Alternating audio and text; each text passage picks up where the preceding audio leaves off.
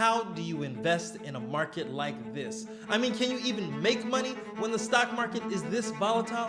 Well, on today's video, we're gonna answer that question.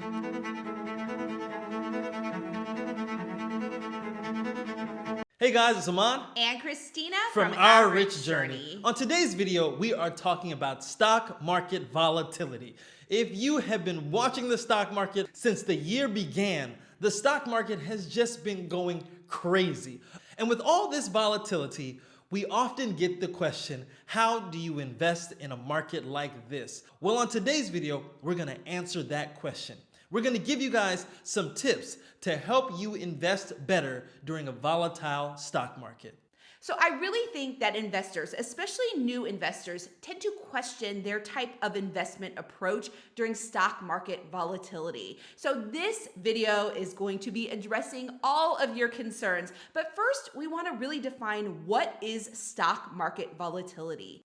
So stock market volatility is rapid price swings in a stock or the overall market. It's going up and down very quickly. And like Aman said, we are seeing a lot of that in the stock market, especially this year. So we have 8 tips for how you can deal with volatility in the stock market as it relates to your specific portfolio. And we are going to start with tip number 1, which is to reassess your risk tolerance. So when we say reassess your risk tolerance, we're not saying panic, we're not saying sell at a loss, we're saying take a look at your portfolio during times like this and do a self-assessment of how you feel.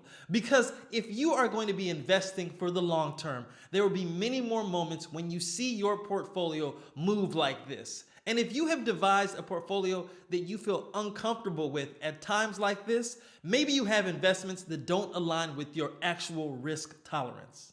So because of the volatility in the market, this is a great time to really reassess your level of risk tolerance. A lot of times when the market is doing well, when everything is going up, everyone is really happy about performance. They think they have a super high level of risk tolerance. But when you start to begin to see that fluctuation, that volatility in the stock market, anxiety can creep in. And if this is you, if you are feeling anxious with this volatility in the market, now is the time to really reassess your level of risk tolerance and make sure that your portfolio, your investments are aligned properly with the accurate level of risk tolerance that you're willing to take with investing. And this leads us to point number 2.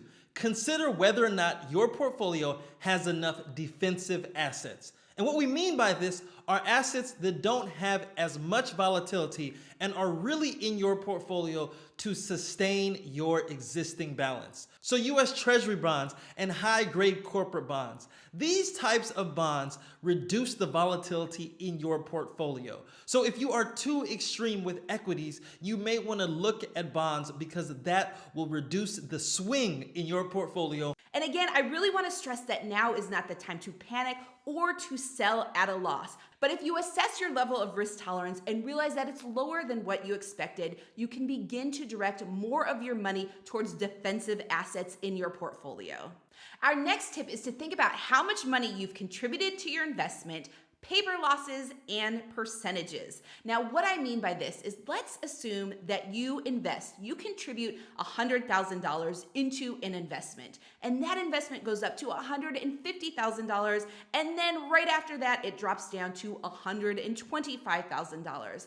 A lot of people like to think, oh my gosh, I just lost $25,000, but that is not the way you should be thinking. Instead, you need to think that your initial investment was $100,000, and now it is $125,000. That is a 25% increase in your investment. But let's consider if you're actually losing money, if you have a paper loss on your account balance. Let's say you start investing with $100,000 and right after that, it goes down to $90,000. People tend to think, oh my goodness, I just lost $10,000. But there's 2 things to keep in mind.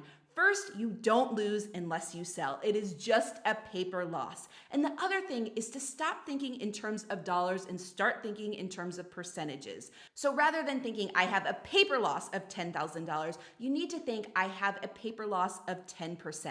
And the reason for this is that we have a really strong emotional connection to money. When we are thinking, oh my goodness, I lost $10,000 versus I lost 10%, it's a lot more anxiety provoking when you're thinking in terms of dollars. I mean, no one likes to lose money. If someone told you that they lost $1,000, that would sound terrible. But if they told you that they lost 1%, that doesn't sound as bad. See, it's these psychological things that you must think about when you're investing so that you control your emotions. Our next tip is to continue investing, and preferably continue investing automatically. At times like this, you may feel the need to jump in and out of the market and try to time it. This is the worst thing you can do. By consistently investing the same dollar amounts that you have been investing in the past, you can consistently capture the average return of the market. You see, when you are jumping in and out of the market, you can miss key days in the market. Have you ever noticed that when the stock market falls significantly, it usually rebounds significantly and in some cases goes even higher? Well, if you are jumping in and out of the market, it's hard for you to determine when those days will actually be. But by consistently investing in the stock market, and in fact consistently automating your investments in the stock market, you're allowed to capture the ups and downs. But usually, over time, those ups and downs average out to be positive when you're talking about investing in the total stock market. Another thing about automating your investments is that by doing this, you're less likely to constantly check on the performance of your portfolio. Again, the idea is to remove emotion when you're investing. So automation helps by doing that.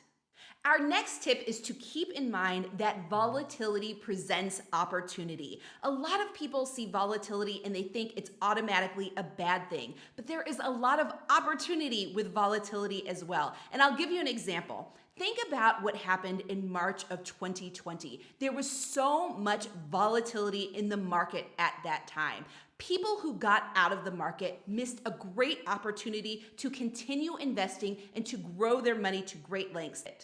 Our next tip is you must have a long-term perspective.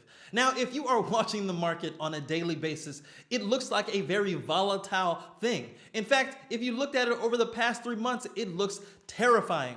But when you zoom out and you look at the stock market over years and years, over decades, these months will look like little blips on the history of the stock market always going up. And we say this all the time because throughout the history of the stock market, throughout all the volatility, if you look at any chart of the stock market, it always goes in one direction, and that is up. But realize that on its way up, there will be moments like this where you have tremendous volatility. But for anyone that is a long-term investor, that volatility will just be a blip on their building wealth journey. And this brings us to point number 7, that investing has to be a part of your wealth building strategy. You cannot save your way to financial independence. You have to put your money to work. There's a saying that I just love, and it is scared money don't make money. You see, when you invest, you are taking on some sort of risk, but with the belief that you will get a return on that risk. So yes, it can be scary. Anything can be scary in life, especially when it involves money. But if you're trying to build wealth, you must accept the fact that investing involves risk. So this risk can actually be very scary. It can induce fear. But one way to mitigate this fear is to really educate yourself. So become financially literate. Take the time to understand how to properly invest in the stock market so that you can grow your wealth. Now, if you are new to investing or you want to learn more about investing, we actually have a stock market investing course that's aimed for people that are interested in pursuing financial independence and retiring early. So if you want to learn more about that course, we will leave a link in the description below, or you can go to ourrichjourney.com. So our last tip to you, let's say you went through all of the 7 tips and you still feel some level of anxiety with the volatility of the market. Our tip to you is to diversify your investments. So maybe you invest a little bit in the stock market, but you also take some money and you invest in a business, for example, or in real estate. This way, by diversifying some of your investments, you can help to reduce some of that anxiety associated with investing in the stock market. So those are our 8 tips for investing in a volatile market. Again, like we said, if you're interested in learning more about investing in the stock market, make sure you check out our course in the link below or go to ourrichjourney.com. But for this specific video, if you like this video, make sure you give it a thumbs up, subscribe to our channel, and join the journey.